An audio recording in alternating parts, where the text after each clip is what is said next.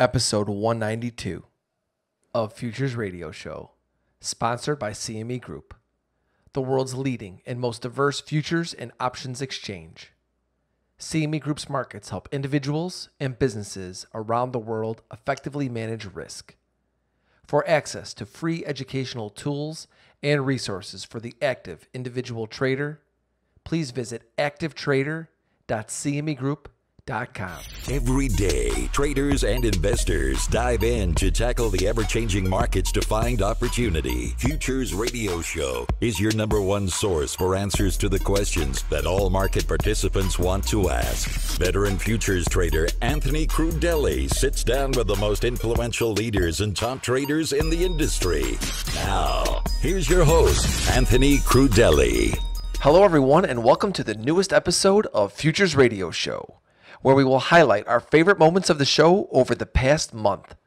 But before we get started, I want to thank all of our sponsors: CME Group, Trading Technologies, RJO Futures, and Top Step Trader. So without further ado, let's dial into those top moments of the show this month. But I want to talk about what happened with this XIV and the VXX. To a lot of people, this was probably a newer story over the past month, but if you've been on Twitter or if you read blogs, there's been a lot of people talking about this for quite a bit of time now, and talking about this crowded vol trade that many were calling for to blow up. And it did. They were right, but timing's everything. You know, I've been hearing this talk for a long time, and it eventually did happen. But this is not something that I follow. I think a lot of futures traders out there were always aware of what's going on with these types of things. And obviously I started to pay a lot more attention to this XIV and VXX when it started having a major impact on the S&P, which is I actively trade. So Euan, you follow the VIX and these VIX products a lot closer than I do. Talk to us about what you think happened here. Okay, this was a really interesting week. Started on the 5th, I believe, Monday the 5th of February. Normally the VIX and the S&P kind of are very strongly linked. If the VIX goes up, the S&P goes down, and they typically have a strong relationship as to how much each one moves. That week in February was a case of the tail wagging the dog. Obviously, the S&P market itself is much, much bigger than the VIX market. But the VIX completely decoupled from any rational relationship to the S&P in that week. And it was largely driven by these ETNs. XIV, VXX are the big ones, but there's a whole bunch of others. But they all operate according to roughly the same principle. They aim to track, XIV is a short ETF, ETN, which is important. We'll get back to that. And VXX is a long ETN. They aim to track the exposure to a 30-day VIX future. Now, there is no 30-day VIX future. So in an ETN, if you own an ETN, you don't own the underlying. All you own is a promise from the issuer of the ETN that you'll get the returns equivalent to what's in the underlying. So if it was an ETF, you can do an arbitrage between what's in the ETF and the actual underlying of it. So, the ETF itself and the underlying. With an ETN, you can't do that because you don't really know how they're going to hedge it, when they're going to hedge it. So, for example, if they hedge everything right on the close, you would have had to do something different to if they'd hedged it all throughout the day. And in this case, what happened is there was I don't know why, but the ETNs themselves massively diverged from what you would expect a 30-day future to be by looking at the actual future structure. And when I say massively diverged, it was like a 40% divergence. And because XIV was the short ETF, or ETN, it essentially went to zero. It always, basically because the futures had a 100% move. The futures have a 100% move, something that's tracking them is going to go by 100%. And if you've got something that's short, it really has nowhere else to go. So that was the problem with that. Once you've gone to zero, you can't come back. So the VXX went up by 100%, but that's not a problem. It doesn't blow it out. I want to move on and talk about WILD, Women in Listed Derivatives. I found this to be very interesting. I didn't know about this until I had met you, heard you talk about it, and I think that this is a very important part of our industry, is getting women more involved in the derivative space. This industry pretty much has been dominated by men over the years. But I have traveled the shows over the last 4 or 5 years with Futures Radio Show, and I have noticed a lot of growth in women attendance. And I think this is fantastic. And I'm hoping to continue to see that growth. And you're a big part of that because of WILD and other things that you're doing.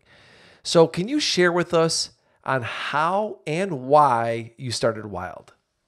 Absolutely, yes.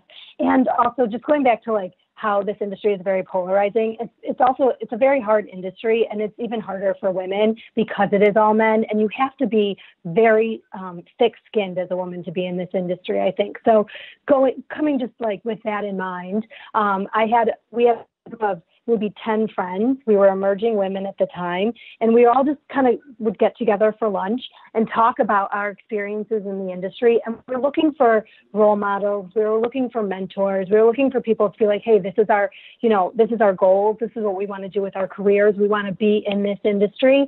And around the time, Leslie Sutphin, she had a group of experienced women that would go to dinner at Bcause every year, FIA Bcause. So she had this group of experienced women, and I had a group of emerging women. And we ended up, there was about 30 of us, and we decided to do a breakfast at Ceres in the Chicago Board of Trade building. And we had a breakfast. There were 30 of us, and we didn't even have the whole room to ourselves. We just had one long table, and all the men in their trading jackets were surrounding us. And we decided that, we needed a group. We wanted to form a community. And in my mind, what I wanted was a networking group. If I were going to Frankfurt, I wanted to know that there was like a group where I could just go and be like, hey, can I get a coffee with someone in the industry, just so I could network. I wasn't even looking for sales. I wasn't looking for business. I was looking to like establish relationships. So I wanted some sort of outlet where I could be like, hey, I'm going to Frankfurt. Is there anybody there that would want to meet me for coffee? And it ended up being that I ended up going to Frankfurt a couple of years later and going out to dinner with 10 women from the markets in Frankfurt, and it ended up being exactly what I wanted it to be, which is a really great feeling. But going back, it was 2009. There were 30 women. We decided to start this organization. We ended up starting with 16 members of a steering committee, and then in 2011, we went the nonprofit route. We worked with a law firm that helped us get 501c6 status. And we went from a 16 in the steering committee to 9 board members. And I was elected the president from 2009 until 2014. And we launched in Chicago, and then we ended up growing branches in New York, London, Frankfurt, Mexico City, and then we also had events in Singapore and Switzerland. And our goal really was to help women with educational initiatives to learn more about the industry. At the time, there was a lot of OTC versus futures. So I remember we did a lot of educational, like what's the difference between an OTC contract and a futures contract. We also, one of my really proudest moments was getting Carol Burke to speak. She was at the Federal Reserve Bank of Chicago, and she talked to us about implementing Dodd-Frank at the time and the challenges with Dodd-Frank. We also had Terry Savage speak, and she talked about getting on the board of the CME group. And so talking about, board opportunities for women and how that's important as well. And then we also just wanted to, have people like connect mentors and mentees and have women help other women. I've always gotten a lot of help in this industry. And I think that we just wanted to connect emerging and experienced women, any emerging women that wanted, help or a mentor or a sponsor. We wanted to connect them. And then there's also a lot of women that wanted to give back because they've been helped. Because this is this is an evolving industry. And so it was really important for us to also make sure that we weren't just a networking group, that we were also providing educational initiatives. I love it. You mentioned persistence. Well, you definitely have it. And I want to talk about mentors a little bit. I would not have made it in this industry if it wasn't for my mentors. And this industry, since it has been so male dominated, it's pretty easy to find a male mentor for a young man. For a young woman to find a woman mentor is pretty hard and maybe out of reach for some. But you, through Wild, have created a community, an opportunity for the new and young women in our industry to reach out to those women that are going to give back to those women and be mentors to them. I think is just huge. And like I said, I've noticed the growth of women in the industry over the past 4 or 5 years.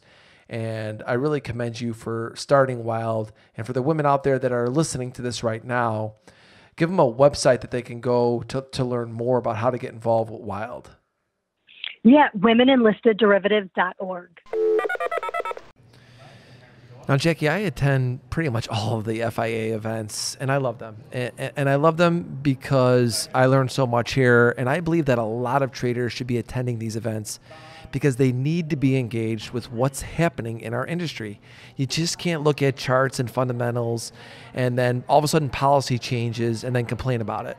You know, for me, that really bothers me, and I have been taking a much more active role in learning about these regulations that could impact us before they're set into policy, because I think that as traders, most of us are reacting to policy that's been implemented, and that's just really the wrong way to go about it, I believe. So, Jackie, talk to our audience about what FIA does at these events and why traders listening should be attending. Thank you for that. I just think that they should be attending if they can, because it is not only is it to learn what's going on in the industry, to understand and influence the policies. There's so many people here, whether it's the CEOs of your companies or the regulators from all over the world, which I think we heard there are about 60 regulators from all over the globe here walking around the halls. It's a great opportunity to catch somebody in the halls or to listen to their panel and see where they're headed. We have a new app on the FIA website for this conference, and actually you can vote as you're sitting in the audience on certain panels. What do you think are the biggest issues? What do you want to see regulators address? What do you where do you think the industry should go? And I think that is a fantastic way to influence where this industry is headed. Traders should be here to feel the mood and to understand what's coming down the pipes. So one thing I've noticed coming to all of the FIA events and other events in the industry, it seems as though the regulators are working a lot more with firms like yourself. What's the response been from regulators? Yeah, it's been really heartening to see really the coordination that has begun, whether it be here in the States with the CFTC, the OCC starting their outreach programs. The FCA over in London has been extremely active in working with firms. It's really helped support the ecosystem, because I think everyone knows regulation and compliance is a pain. Even those of us in the industry, we know that it's not something people enjoy doing. It's a necessary element for a healthy marketplace. And so they've begun to work with the firms instead of in opposition with them.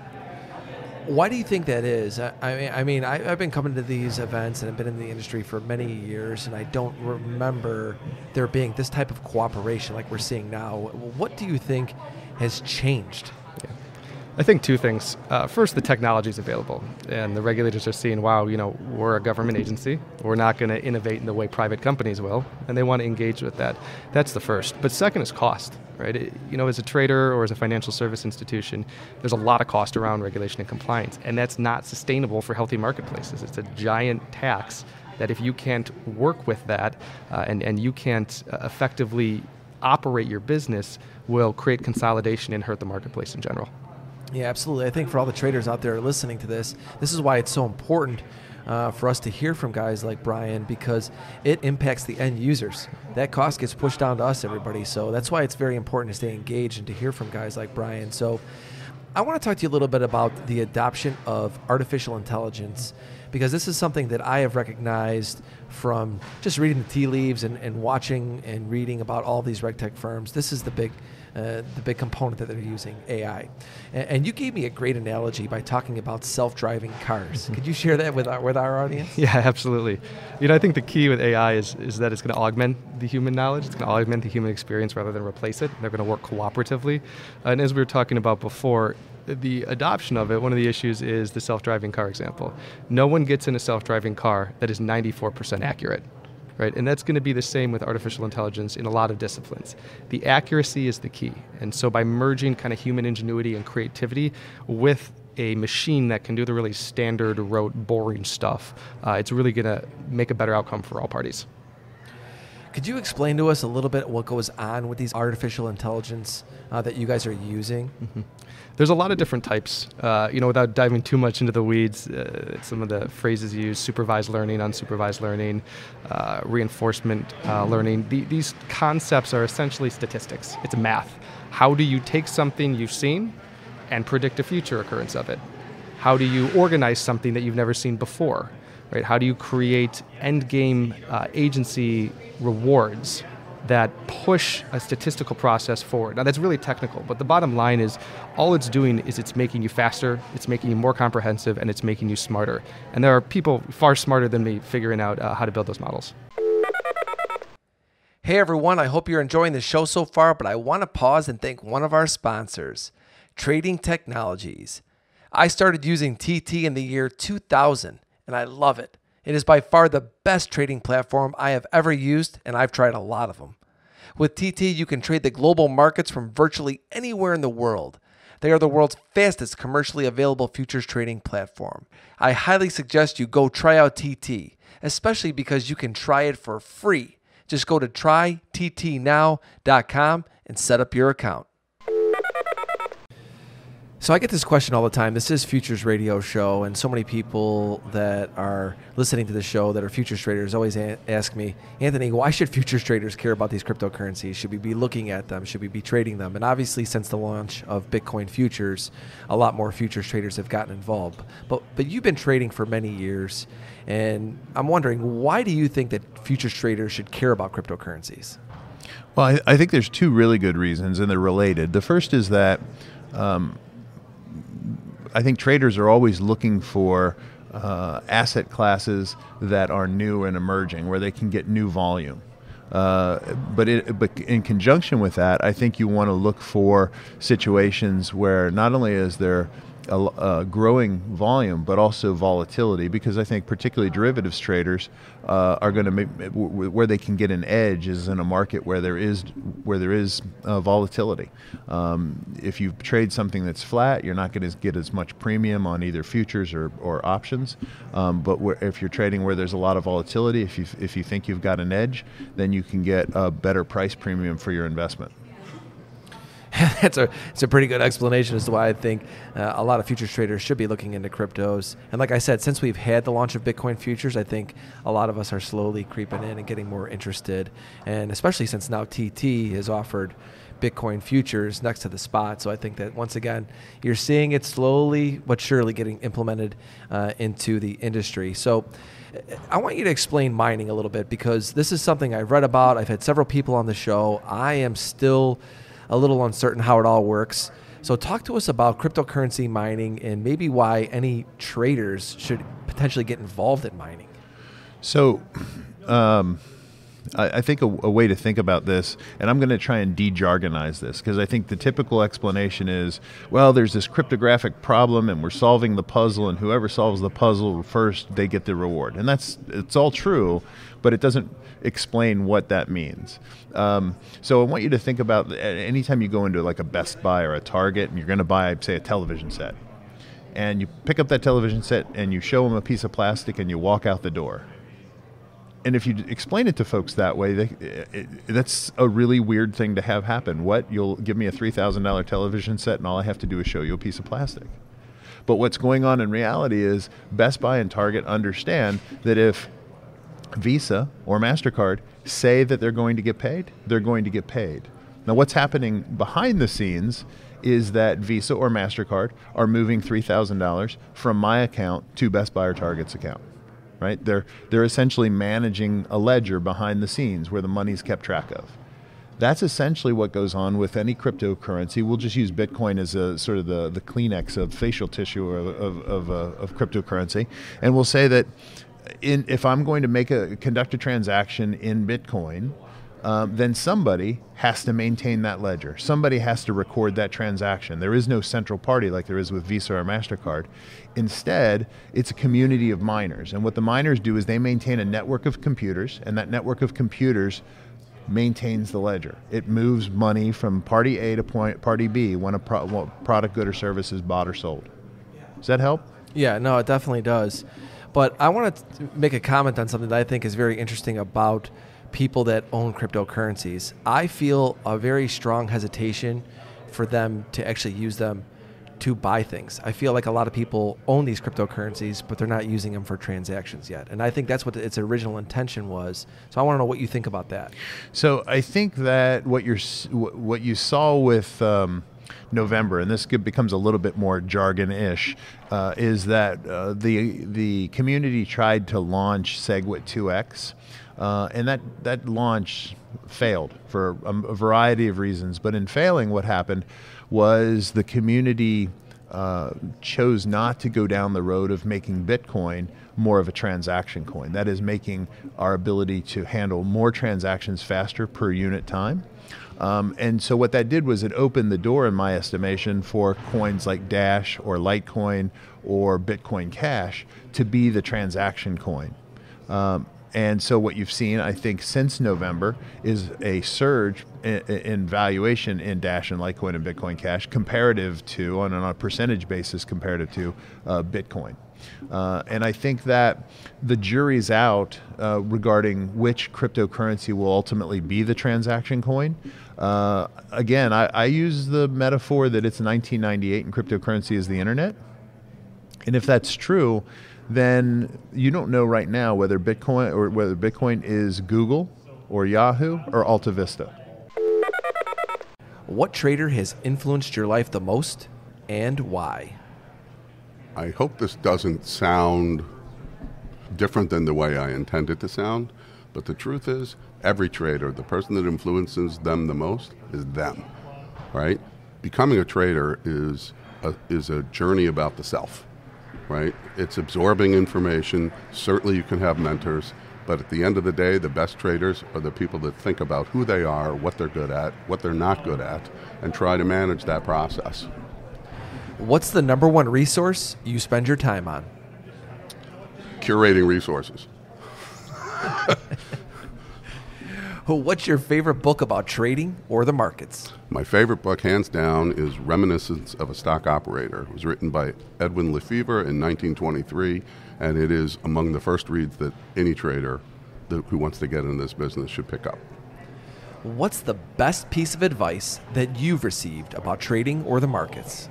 Anthony, the one thing that has stuck with me from the day that I started trading, the first thing that I heard when I walked in the door was, you never make the trade, no matter how good it looks. You never make the trade that could keep you from coming in tomorrow. Now, if you could give a piece of advice to the new people interested in getting involved in trading, what would it be? Find a mentor and understand big data. So what's a topic right now that traders should be looking into and potentially get engaged for a policy that could affect us? Well, I think, the financial transaction tax is an interesting topic that has been floated around more by, I'd say, like Bernie Sanders, and I think it made it briefly into the Hillary Clinton platform. I think it's a topic that's embraced by more of fringe of the Democratic Party and not the mainstream. But I think it's important to remind your member of Congress and why this is a bad idea for the savings community in particular, that the cost of, let's say, a financial transaction tax that seems to be very small, like 0.03%, actually has a really meaningful impact on the savings community, right? That could trickle down and cost pension funds up to $1 billion a year per pension fund. And when members of Congress hear that it's a tax not on Wall Street, but actually on the savings community, on pension funds, I think that does make people pause before they go and support a proposal like that. So that's one example of a policy that impacts not just the trading community, but also the savings community, where they really could reach out directly to their member of Congress. So could you give us some details on what some members of Congress or the Senate are proposing for that financial transaction tax? So Keith Ellison has a proposal, as has DeFazio over the years has had proposals as well, and Bernie Sanders. Some of them would tax different types of assets at different rates, where there'd be a separate rate for derivatives, a separate rate for equities, a separate rate for bonds, and what might seem like a small 0.03% tax does substantially add up. I think one other interesting area we could all look at is the Section 31 fees of the SEC, and also whether the CFTC would have fees for their trading as well, right? There's always an impulse to create a new fee structure to tax what seems like a really small percentage of a trade, but in aggregate, it can have a very large impact on the end user. Thank you for listening to Futures Radio Show. If you have any questions or comments for myself or my guests, please visit futuresradioshow.com and sign up to be a premium member for free. If you enjoyed the show, don't forget to leave us a review on iTunes.